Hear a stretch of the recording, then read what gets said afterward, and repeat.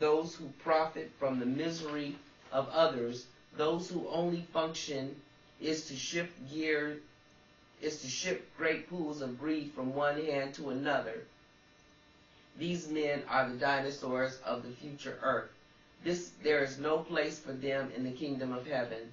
Those who follow the god of usury will find out just how powerless their paper god is. Money and its control of human life does not exist in the collective. You have just a little time to realize the implications of this and to make the appropriate changes, or ignore this warning. Get all that you can now, and it will be changed for you. Those who take advantage of their fellow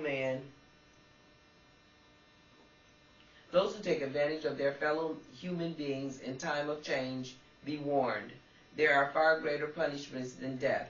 They exist a place where life is extended, where crimes are paid for and death is paid for as a salvation. There exists a place where life is extended, where crimes are paid for and death is prayed for as a salvation. As you lived your lives not hearing the screams of those around you, so too will death be to your own screams. Hell hath no fury like a woman scorned, nor her commandments ignored. There is no mercy for the wolves that attack the flock. There exists an end to disease and hunger, technology that would make Star Wars seem primitive by comparison. A new way to learn knowledge, not in years but days.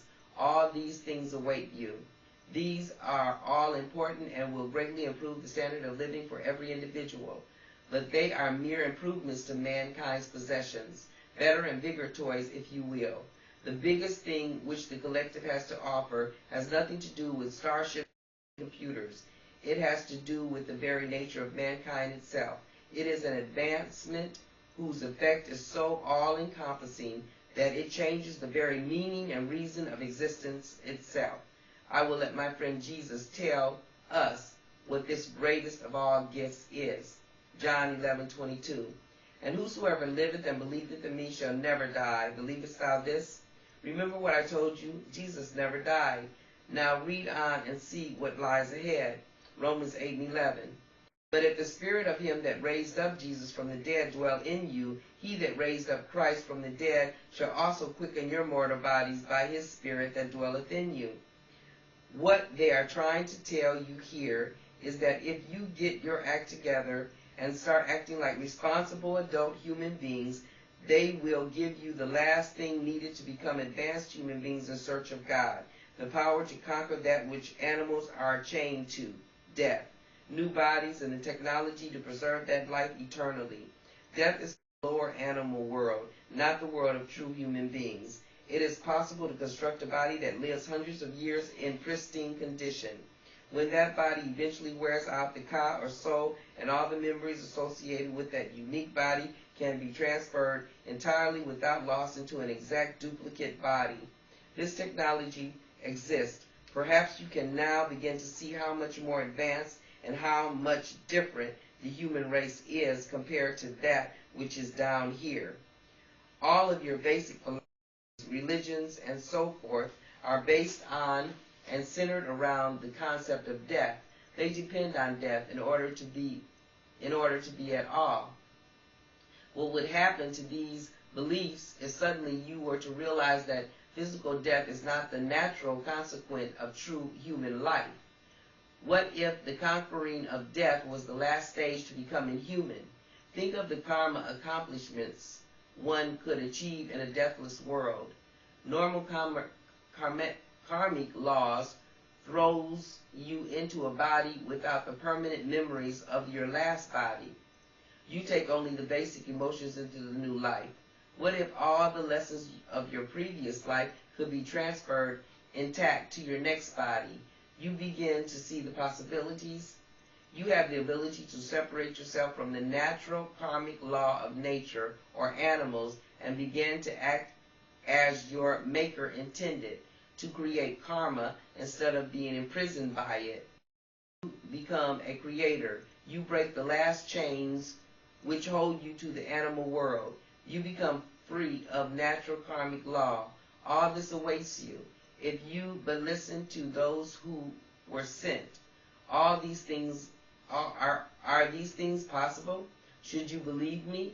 It doesn't matter whether you do or not. The information is there now in your minds. My job is done. Let's look now at what happened to Jesus and to those who surrounded him. The male priests continued to grow more tolerant of Jesus and his followers. Finally, an excuse was found to get rid of this troublemaker and possibly to deal a severe blow to the priestesses in the process. Look at these verses. John 11:46. But some of them went their way to the Pharisees and told them what things Jesus had done. Then gathered the chief priests and the Pharisees a council and said, What do we? For this man doeth many miracles. If we let him thus alone, all men will believe on him, and the Romans shall come and take away place and nation. And one of them, named Caiaphas, being the high priest that same year, said unto them, Ye know nothing at all, nor consider that it is expedient for us that one man should die for the people, and that the whole nation perish not. And this spake he not of himself, but being high priest that year, he prophesied that Jesus should die for that nation, and not for the nation only, but that also he should gather together in one the children of God that were scattered abroad. Then from that they took counsel together for to put him to death. We all know the story of Judas and the Last Supper.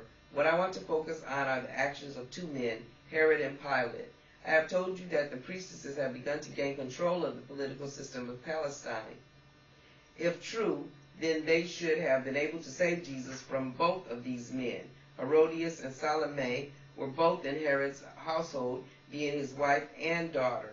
If they had truly supported Jesus, as I have said, then their influence should be seen in the actions of these men.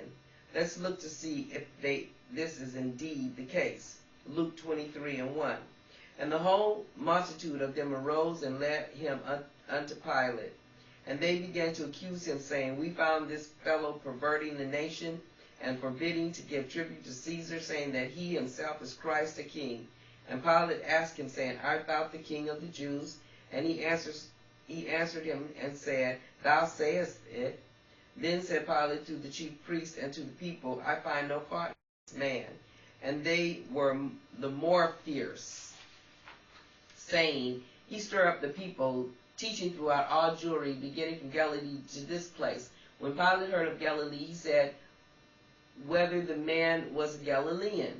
And as soon as he knew that he belonged unto Herod's jurisdiction, he sent him to Herod, who himself also was at Jerusalem at the time. Here we see that Pilate, the military governor, is asked to pass judgment on Jesus. Notice that the priest brought him not to Herod, but to Pilate. Pilate knew who Jesus was. The priestess's network had spread even to Rome itself. He knows that the priestess of Herod's house would protect him from the priest, so it is there that he sends him. Last of all, notice the statement. Then said Pilate to the chief priests and to the people, I find no fault in this man. Now, unless I'm mistaken, this man Pilate sounds pretty sympathetic to Jesus, but let's see now what Jesus is sent to Herod. Luke 23:8. And when Herod saw Jesus, he was exceedingly glad, for he was desirous to see him for a long